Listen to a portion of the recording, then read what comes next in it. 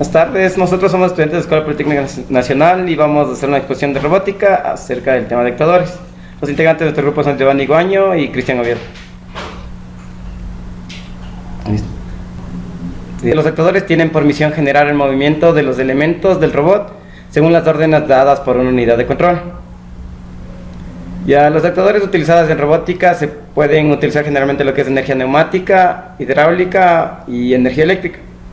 Cada uno de los sistemas presenta características diferentes, siendo preciso evaluarlas dependiendo de la aplicación y así llegando a concluir cuál es el tipo de actuador más conveniente.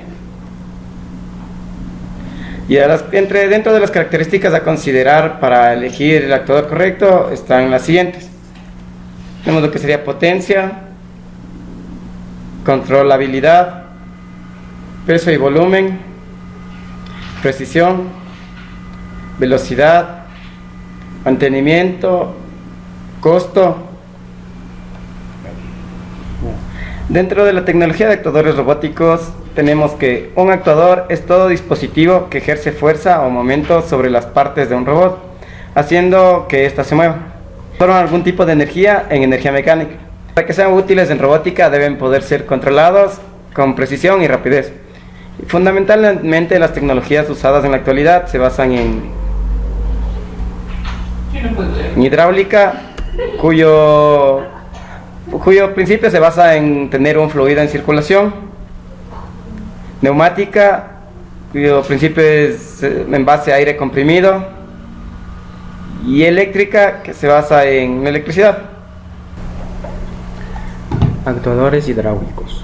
Se usan para levantar cargas mayores a 6 o 7 kilogramos o para potencias aproximadas de 5 a 7 hps. El fluido que transmite la potencia, normalmente aceite especial, circula por tuberías a presión de unas 200 atmósferas y un caudal de unos 0,25 litros por segundo. Ejercen presiones aplicando el principio de la prensa hidráulica de Pascal para aumentar la fuerza al disminuir la superficie sobre la que se aplica, y para su control se usan las llamadas servoválvulas. Una servoválvula es esencialmente un motor eléctrico de baja velocidad y alto torque, que no gira vueltas enteras sino fracciones de vuelta en contra de una resistencia mecánica. Este motor tira de un tubo flexible que sujeta una pieza que hace que el flujo de entrada se reparta desigualmente entre cada uno de los tubos de salida, modificando así el flujo que sale por estos. En la figura en la parte B se observa la pieza centrada, lo que da un caudal igual por ambas salidas. En la parte C podemos ver que la pieza está descentrada, por lo que tenemos mayor flujo en la salida derecha. El dispositivo completo se puede observar en la figura A. Su objetivo final es conseguir que la presión en las salidas C1 y C2, que forman otro circuito hidráulico con el canal central como drenaje, sea bien igual o bien mayor en uno que en el otro. Ello es porque estos dos canales se conectan al actuador según se muestra en esta figura, el cual mueve la masa M y la velocidad con que se mueve es aproximadamente proporcional a la diferencia de caudales. Actuadores neumáticos. Su principio de funcionamiento es similar al de los actuadores hidráulicos, pero a diferencia de aquellos que emplean un fluido incompresible, estos emplean aire altamente compresible. El no llevar fluidos potencialmente inflamables los hace más seguros, y además no hay que reemplazar periódicamente el fluido. Pero al ser el aire tan compresible, suelen ser subamortiguados, lo cual es malo, y una vez alcanzada su posición final, presentan poca rigidez. Se suelen usar para mover pistones lineales punto a punto, usando topes, pero existe la posibilidad de usar un control neumático.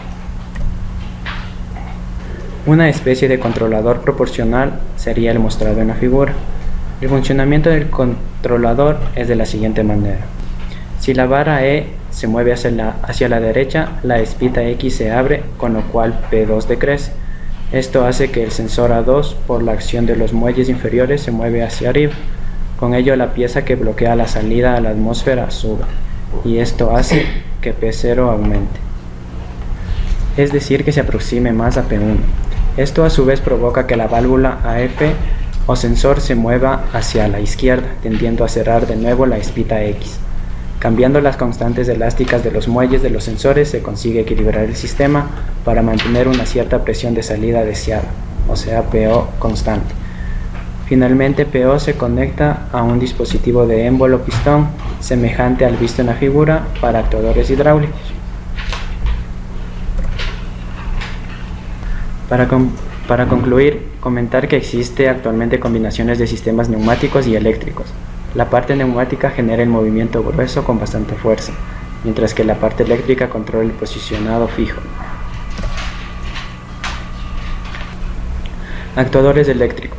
Son con gran diferencia los más usados actualmente en robots comerciales y experimentales. Los más habituales son los motores de corriente continua y en menor medida los motores paso a paso. Los de corriente alterna se usan raramente por no poderlos controlar con precisión y por depender su velocidad de giro de la frecuencia de la corriente alterna que los alimenta, la cual no se puede variar más que con dispositivos electrónicos caros y no extraordinariamente precisos. Es realmente la facilidad de control lo que hace de los motores de corriente continua los más usados. Motores de corriente continua.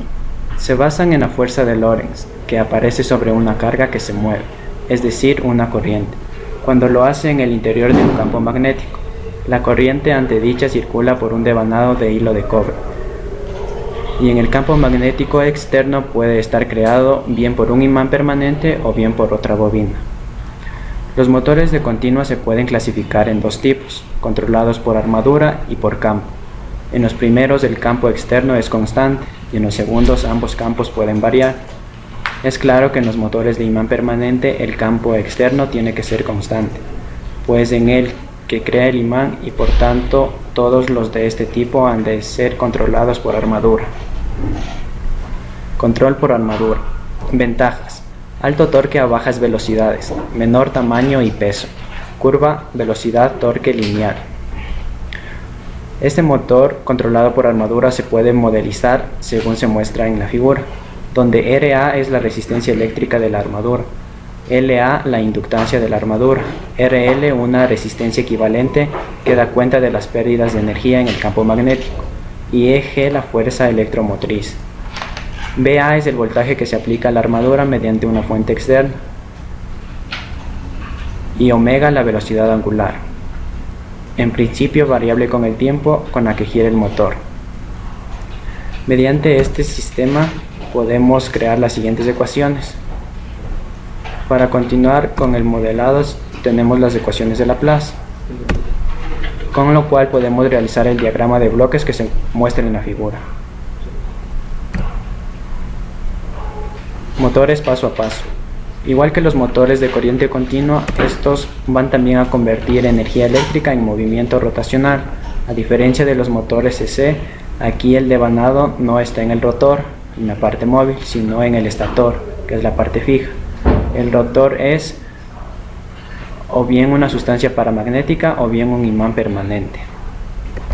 Las ventajas de estos motores son que tienen alto torque a baja velocidad angular, menor tamaño y peso, curva, velocidad, torque lineal, no necesitan encoders o tacómetros, operan en lazo abierto con una precisión de más o menos 18%, tienen alto torque de sostenimiento y son compatibles con señales digitales de control. Sin embargo, las desventajas que tenemos son que la potencia mecánica es pequeña, el rendimiento muy bajo, tienden a ser subamortiguados y producen errores de posición.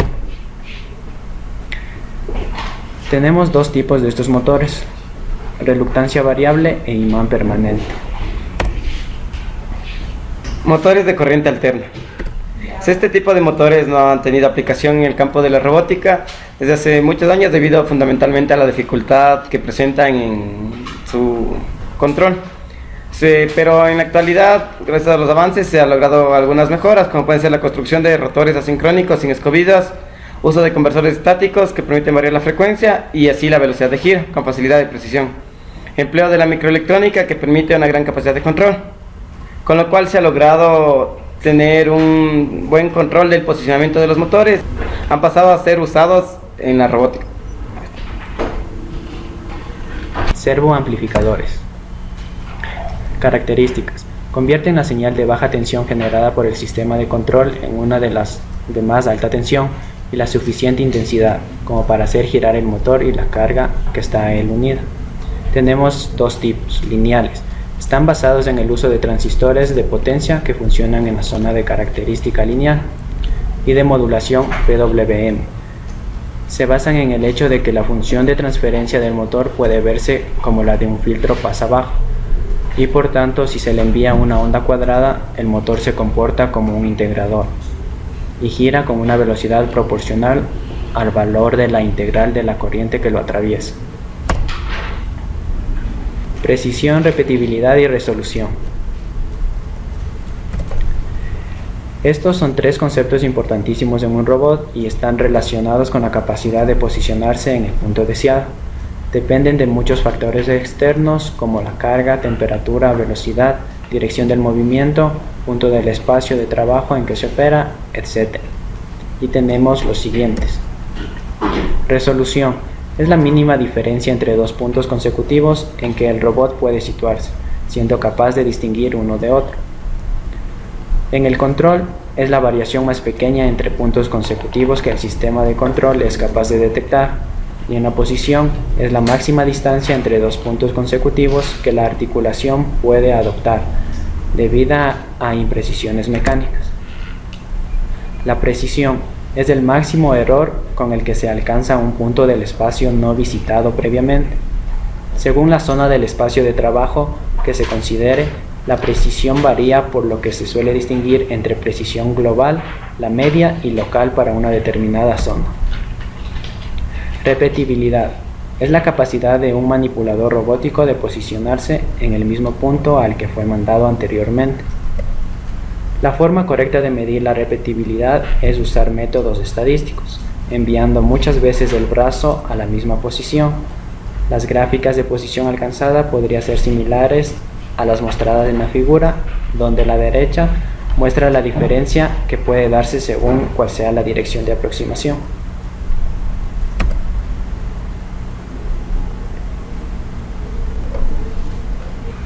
Dinámica del manipulador. Dentro de esto lo que tenemos es que se trata de establecer una relación entre las velocidades a las que se mueve cada articulación o parte del robot y la velocidad a lo que le hace el punto terminal del brazo robot. Esto es importante porque solo queremos que el manipulador pase por ciertos puntos del espacio, y si no, también necesitamos saber en qué instante lo hace y necesitamos posicionarlo en el lugar que nosotros deseamos. Con este objetivo se definen dos conceptos muy importantes, que son camino, que es una sucesión de puntos en el espacio, y una trayectoria, que es un camino con restricciones temporales. Una estrategia muy común para construir caminos es interpolar en el espacio de articulaciones. Pero esto a la vez nos trae varios problemas, ya que nunca se sabe con certeza el camino real, o sea, el camino en coordenadas cartesianas, y no se conoce el principio, la aceleración cartesiana. Por lo cual se debe realizar una serie de transformaciones para conocer los valores reales, tanto de la posición como de la aceleración. Bueno, esa ha sido nuestra exposición, esperamos les haya gustado. Gracias.